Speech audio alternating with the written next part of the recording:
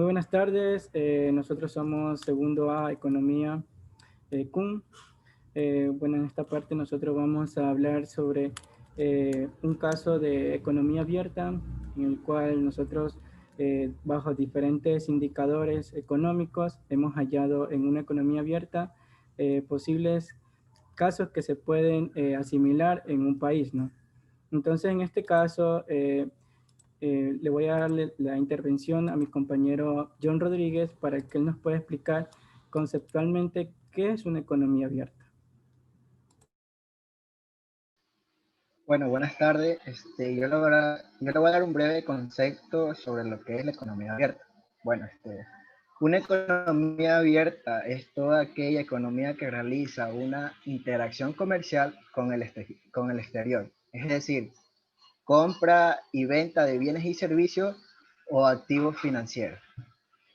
Con la consolidación del comercio internacional y el fenómeno de la globalización, este concepto ha alcanzado su máxima expresión. Bueno, dada la existencia de economías cada vez más expuestas a la importancia y a la exportación, además de establecerse como base de su modelo económico, así como un mayor peso en su respectivo Producto Interno Bruto. La principal diferencia de una economía abierta respecto a una economía cerrada es que existe entrada y salida de bienes y servicios. Cambia la identidad de ahorro de inversión. Las ventajas de la economía abierta es la posibilidad que hay en los consumidores a elección entre una mayor variedad de bienes y servicios, ya que al sumar los nacionales y los extranjeros se amplía la oferta, además de muchas veces supone encontrar productos a menor precio. Bueno, del mismo modo, las empresas y las organizaciones tienen la posibilidad de realizar actividades económicas y de explotación por todo el mundo. Gracias a la apertura de términos de factores de producción, aprovechándose de oportunidades en otras regiones y estimulando la competencia. Muchas gracias. Bueno, interesante el concepto y bueno, para acotar algo también, que la economía abierta, o sea, los factores que influyen en una economía abierta, quizás a nivel internacional un país lo hace muchísimo más competitivo, ¿no? Perfecto, entonces continuando con nuestro desarrollo, tenemos por otro punto, identificar los objetivos de realizar las cuentas nacionales. ¿Qué nos puede decir nuestra compañera Juana Desiderio? ¿Qué elementos también podemos encontrar en una realización de una contabilización de cuentas de una economía abierta? Ya, buenas tardes compañeros, pues su objetivo es poder representar de forma completa las actividades económicas de un país o sectores públicos o agentes económicos o financieros, etcétera. Los indicadores derivados de las cuentas nacionales son 5, que son los siguientes, que es el crecimiento económico, relación de deudas y PIB, que es el Producto Interno Bruto, el IVA, que es el impuesto al valor agregado, y el PIB, que ya lo dije. Sectores más dinámicos y situaciones de sectores externos, etcétera. Ya, los elementos de este sistema de cuentas son dos, el cual es las transacciones y las unidades económicas. Ya, este sistema de cuentas nos permite describir en forma completa el sistema económico y con unas interrelaciones. Las transacciones, ya, las transacciones nos referimos a la forma de cómo el valor agregado, cómo se da de forma el valor agregado y de los ingresos, generando en las producciones que se distribuyen entre las manos de obra, el capital y el gobierno.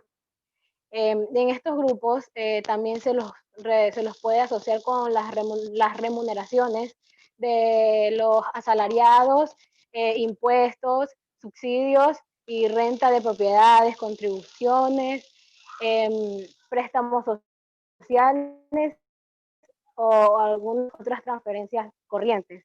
¿Qué es la unidad económica? La unidad económica se refiere a las cuentas nacionales que se realizan desde dos puntos de vista, el cual es como el establecimiento y como unidades institucionales. Gracias. Perfecto, muchísimas gracias por su intervención, compañero. Por otro punto, tenemos ya la realización del ejercicio como tal. Y como primer punto tenemos cómo podemos hallar el inventario final de una economía. Y también aquí es igual el ingreso personal disponible. Bueno, en este momento yo voy a compartir la pantalla en donde cual tenemos desarrollado el ejercicio, lo cual lo hicimos de una manera grupal. Entonces, compañero José Luis Reyes, ¿usted qué nos puede decir al respecto? Buenas tardes, como dijo mi compañero, yo voy a hablar acerca del inventario final de la economía. En mi caso, pues me voy a centrar en lo que es el ingreso personal disponible que tuvimos que sacar dentro de este ejercicio. El ejercicio solo nos daba el valor del ingreso personal disponible, el cual era, por favor compañero, no sé si puede bajar un poco la pantalla, el cual nos daba de resultado 283. Ese valor ya nos arrojaba el ejercicio. Solo teníamos que sacar, en este caso, el ahorro de las personas y el consumo de las personas, ya que estos dos datos no constábamos con ellos. Por ello, sacamos el consumo de las personas. Esta fórmula está basada en todos los gastos que hacen las personas, la cual es las compras de bienes y consumos, más las compras de bienes y consumos que hacen las personas a las empresas sin fines de lucro, más las compras que hacen las personas de bienes y consumos al gobierno, los sueldos y salarios que reciben las personas por parte de las empresas sin fines de lucro, más los impuestos que se pagan al gobierno, ¿no? Con esto, bueno, con la suma total que hicimos nos dio un resultado de 382. Este resultado se lo restamos al ingreso personal disponible, que es de 283, dándonos así el valor de menos 99, que este valor es el ahorro de las personas. Y si restamos el ahorro de las personas, que es 99, con el consumo de las personas, que es 382, nos da lo que nos dio el ejercicio, ¿no? El ingreso personal disponible, que es 283. Y así se sacaría lo que es el ingreso personal disponible. Muchas gracias. Ok, compañero, muchísimas gracias. Bueno, aquí debemos hacer como una ecuación lineal, ¿no? Despejar, en este caso, el ahorro de las personas y mandar los otros valores al otro lado. Bueno, muchísimas gracias por su intervención. Al momento, bueno, siguiendo el cronograma ya establecido, ¿cómo podemos hallar la variación de existencia bajo los siguientes datos? En este momento le voy a preguntar a nuestra compañera Britney Solís para que nos comparta aquella resolución.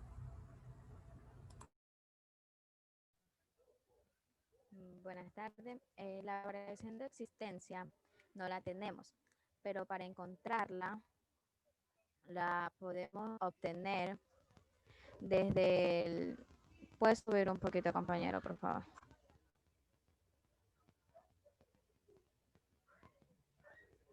¿Ahí?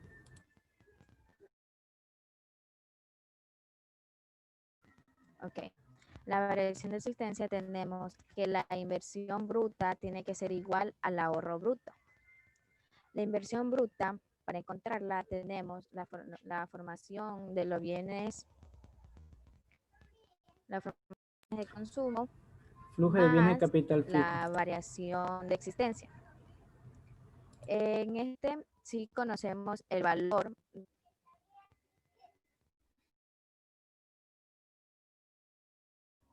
En este caso sí conocemos la la, ay, la, la formación de bienes de consumo y el ahorro bruto lo obtenemos con la depreciación más los ahorros de las empresas, de las personas, del gobierno y del resto del mundo. al tener el valor de la depreciación, que es 8, el ahorro de las empresas, que es menos, perdón, de las personas, que es menos 99, el de las empresas, que es 12, el del gobierno, que es 14, y del resto del mundo, que es menos 9, lo sumamos y nos da un valor de 25. Y el 43 lo pasamos al otro lado para que en el lado izquierdo solo nos quede el valor de la variación de existencia. Y al realizar la operación nos da como resultado menos 117, que es el valor de la variación de existencia.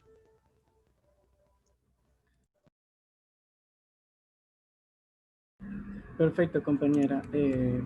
Bueno, sí, es una resolución en la cual, en este caso, el único indicador que no teníamos era el ahorro de las personas, ¿no?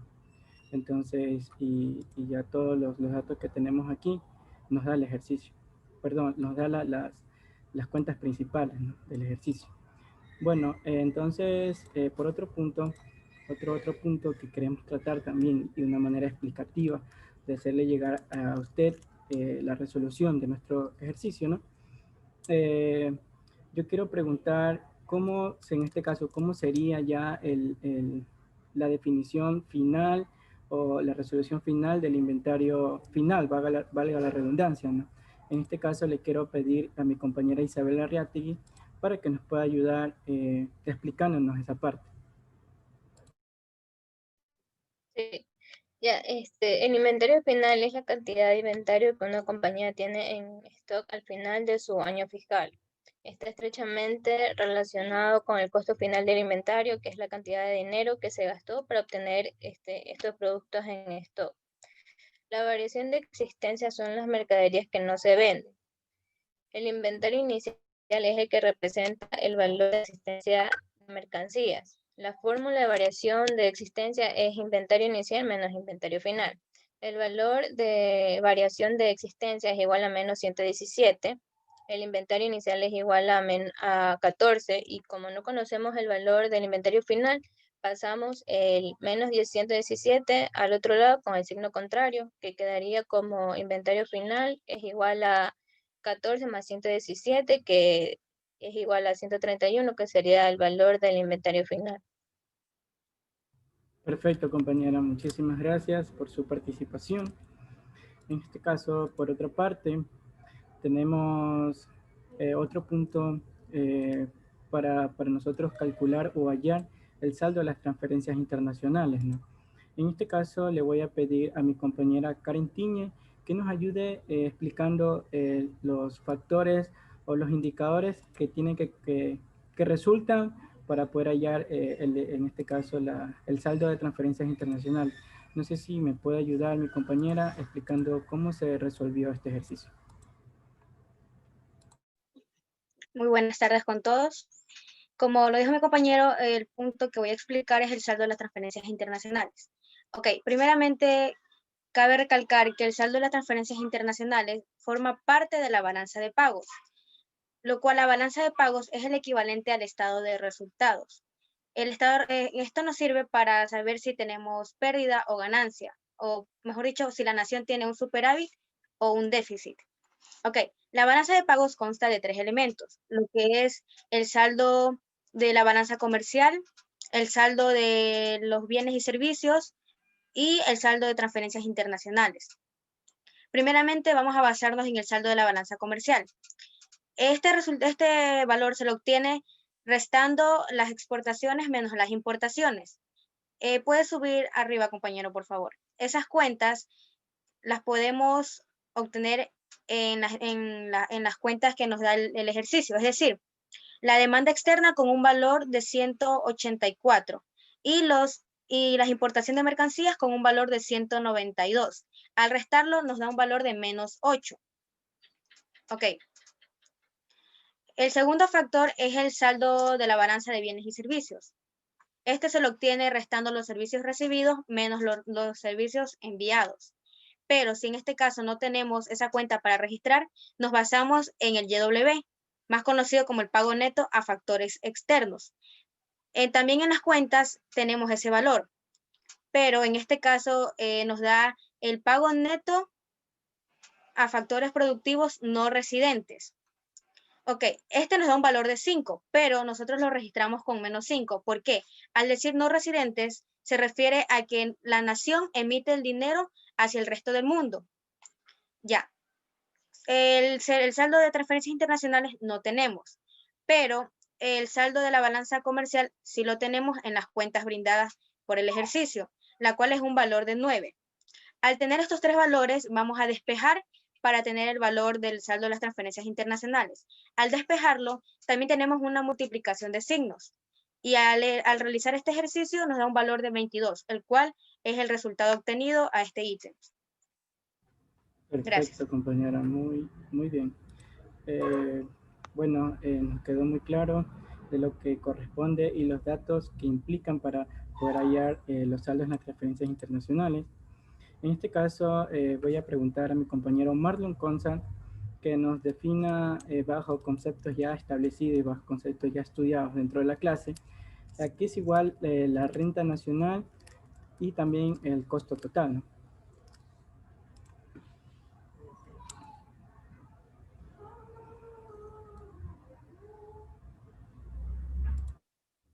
Bueno, parece que tiene un problema en el audio de nuestro compañero que no le logramos escuchar.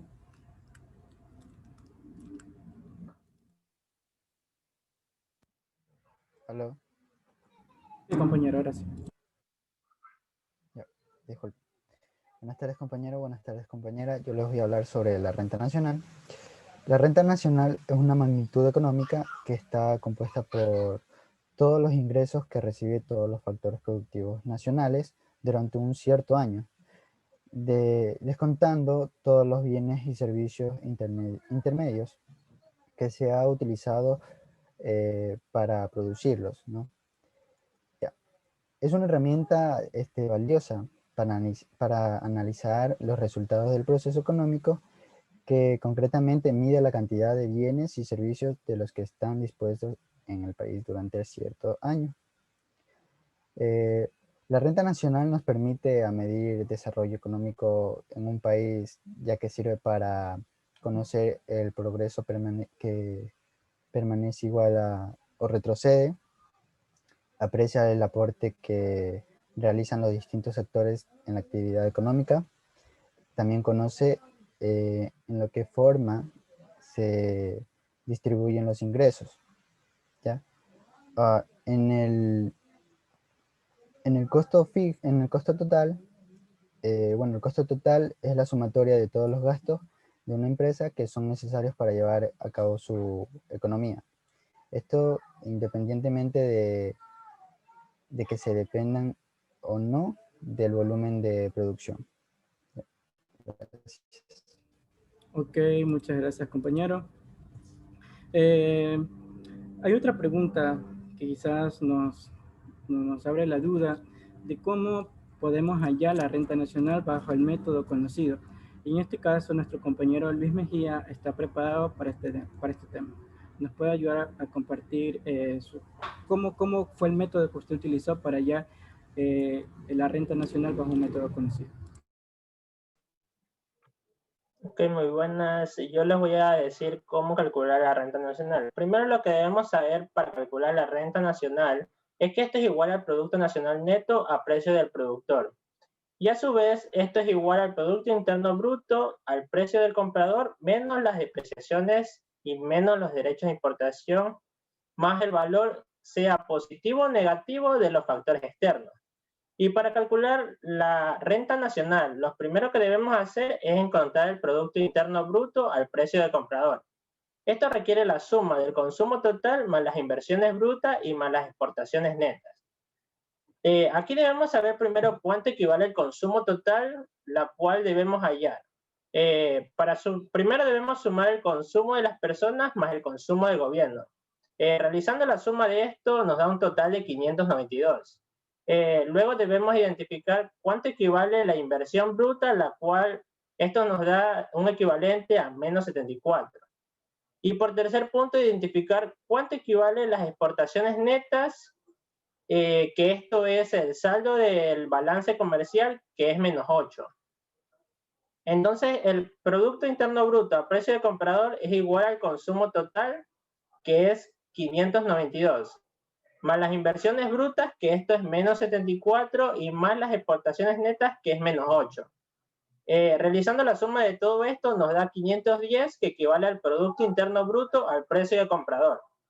Ahora debemos realizar el cálculo de los 510 del Producto Nacional Bruto a precio del comprador menos las depreciaciones, que esto es menos 8, menos los derechos de importación, que nos dan 7, y más el pago neto de factores externos, que es menos 5.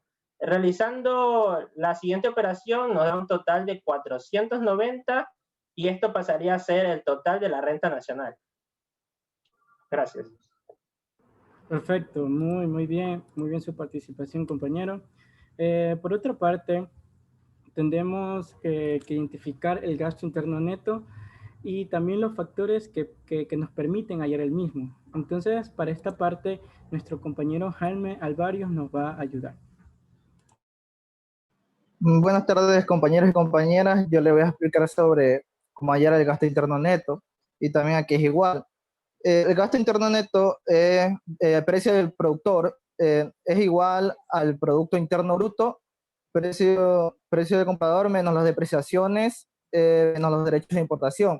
En este caso ya tenemos todos los datos, porque arriba en calcular la renta nacional ya tuvimos el valor de Producto Interno Bruto, precio de comprador, que fue de 510, que de ahí se sacó el resultado. Y, por ejemplo, en las depreciaciones, esa ya está en la lista de cuentas que nos dio, que se tomó, que está arriba, si el compañero arriba, está ahí, que se sacó del consumo de capital fijo, que fue de valor de 8.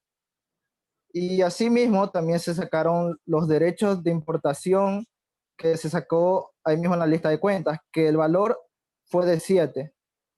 Y lo que se llegó a realizar en el ejercicio más fue una resta de los tres, ya que fue los 510 del Producto Interno Bruto, menos las depreciaciones que fueron de 8 y menos los derechos de importación que fueron de 7. En conclusión, el gasto interno neto precio del productor dio como resultado total 495. Muchas gracias. Perfecto, compañero. Siempre es importante tener en cuenta la definición y los factores que implican dentro de en este caso, de un indicador, ¿no? Y ahí su resolución es sumamente fácil. Por otra parte, queremos también detallar a qué es igual al Producto Interno Bruto al precio del consumidor. Y quizás una parte resumida o quizás identificar mediante un concepto o un criterio de lo que significa esta parte. Y en este momento mi compañera Almeida Fátima nos va a instruir conceptualmente de lo que significa esto. Compañera, si nos puede ayudar, por favor. Bueno, el Producto Interno Bruto a precio del consumidor no quiere decir que es un valor a precio de mercado de todos los bienes y servicios finales producidos en una empresa durante un cierto periodo de tiempo. Los componentes para el PIB son: producción es igual a consumo más inversión más gasto público más la balanza comercial, que son las exportaciones menos las importaciones. Vemos que el Producto Interno Bruto es una medida de los ingresos y gastos de una economía, que nos sirve mucho para calcular el rendimiento económico de un país. Gracias. Muchísimas gracias, compañera. Bueno, en este momento pudimos ver una parte conceptual de lo que significa esto, ¿no? En este momento le quiero pedir a mi compañero Alex Cepeda si nos puede ayudar bajo los conceptos que ya conocemos, ¿no? En este caso, el método de resolución que nosotros aplicamos para conocer este indicador, ¿no? Si nos puede ayudar, por favor. Ya. Buenas tardes. Para hallar el precio, el Producto Interno Bruto al precio del consumidor, tenemos la siguiente fórmula, que es costo total más el ingreso bruto y más las importaciones netas, donde vemos que el costo total tiene un valor de 592, más la ingreso bruto, que es menos 74, y el de importaciones netas es menos 8. En esto obtendríamos una suma que nos daría el resultado final, que es de 510, y así podríamos obtener el Producto Interno Bruto al precio del comprador. Gracias. Perfecto, compañero. Muchas gracias por su participación. Por otra parte, tenemos como otro ítems calcular la producción del gobierno. Y nosotros utilizamos el método ya revisado en clase. En este caso, le queremos preguntar a nuestra compañera Maisa Lisset para que nos hable un poco acerca más de este tema, ¿no? Entonces, mi compañera Maisa, ¿nos puede ayudar, por favor? Buenas tardes, compañero. Bueno, para calcular la producción de gobierno, tenemos que sumar el costo de gobierno más la venta de bienes de consumo de gobierno. El valor de costo de gobierno es de 210 y la venta de bienes de consumo de gobierno 74. La suma de esta nos daría 284. Perfecto, Gracias, compañera. compañero. Perfecto. Y si ustedes pueden ver, si nos ubicamos, aquí nos piden el costo del gobierno, ¿verdad? Entonces, si nos ubicamos, podemos ver que ese valor ya nos están dando, ¿verdad? Porque aquí se consume el gobierno, ¿verdad? Entonces, ese valor ya nos dan, entonces lo ponemos acá. Y los bienes de consumo del gobierno también nos indica en esta parte, ¿no? Que son las ventas de servicios gubernamentales. Entonces es un ítem en el cual definido conceptualmente lo podemos realizar de una manera muy rápida, ¿no? Entonces ahí tenemos la producción del gobierno. Perfecto. Entonces vamos por otro punto en lo cual tenemos el ahorro neto y definir qué más o menos son factores que implican para hallarlo, ¿no? Entonces, en este momento nos va a ayudar nuestra compañera Vargas para que nos indique mediante conceptos ya vistos en clase a qué es igual esto. Muy buenas tardes con todos. El ahorro neto mide la diferencia entre la producción y el consumo. Ajusta el ahorro bruto teniendo en cuenta las inversiones del capital humano y la depreciación del capital fijo. Para esto determinamos que el ahorro neto es igual al ahorro nacional bruto menos el valor del consumo de capital fijo, es decir, las depreciaciones.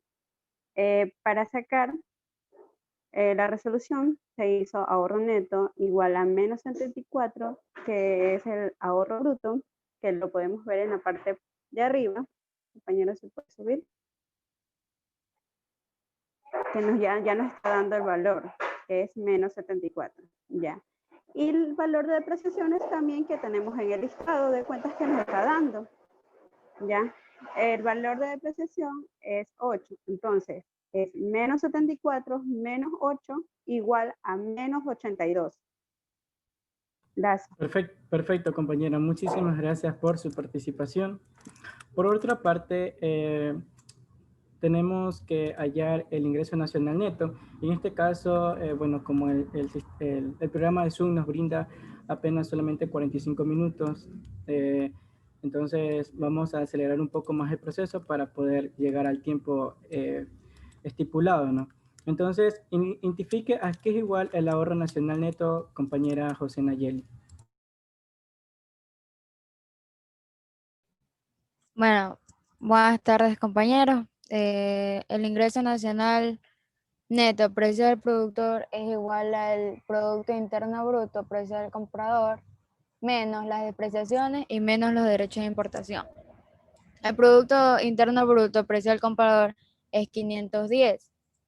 Las depreciaciones 8 y los derechos de importación, que es 7. Todo eso se resta y nos da que el ingreso nacional neto del precio del productor nos da 495. Gracias. Perfecto, compañera. Nuestra compañera Nicole Carranza nos va a explicar qué método utilizamos ya aprendidos en clase para hallar el gasto nacional neto al precio del comprador y qué valores se escogió para su resolución. Bueno, el gasto interno neto es igual al PIB, precio del comprador, menos depreciaciones y menos derechos de importación.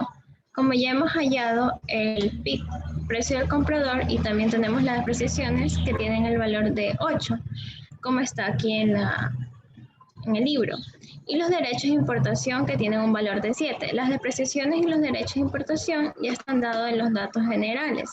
Haciendo la resta, hemos hallado que el gasto interno neto, precio del productor. Gracias.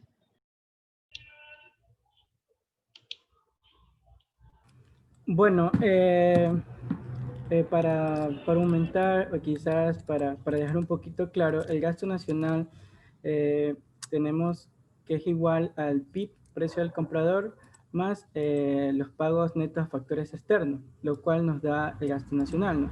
Entonces, de esa manera nosotros hemos hecho la resolución total del ejercicio en una economía abierta, ¿no? Los cuales nos ha dejado quizás muchas deducciones de lo cual un país está expuesto o qué factores intervienen dentro de una economía, ¿no? Y en este caso, nosotros hemos preparado un resumen o un análisis general de lo que representó este ejercicio al momento de nuestra resolución, ¿no? Entonces le quiero pedir a mi compañera Álvarez Viviana que nos ayude en esta parte. Pues bien, con la información anteriormente dada, llegamos a la conclusión de que una economía abierta es toda aquella economía que realiza una interacción comercial con el exterior, es decir, compra y vende bienes, servicios o activos financieros con el resto de las economías del mundo, con la consolidación del comercio internacional y la globalización, dada la existencia de economías cada vez más expuestas a la importación y exportación. Por ejemplo, Nueva Zelanda es el país con economía abierta que se encuentra en primer lugar por su estabilidad y eficiencia. Le da este mérito la economía más importante del mundo, como es esta, pues no, y esta depende en gran medida del éxito de su industria láctea, en particular de Fonterra, que es la empresa responsable de aproximadamente el 30% de las exportaciones de productos lácteos del mundo. Por otro lado, tenemos a los Países Bajos, que con un PIB nominal de más de 750 millones de dólares, esto que se calculó en 2015, el cual sigue subiendo hasta la actualidad, a pesar de tan solo tener 17 millones de habitantes, los Países Bajos tienen un rendimiento superior a sus capacidades a nivel mundial.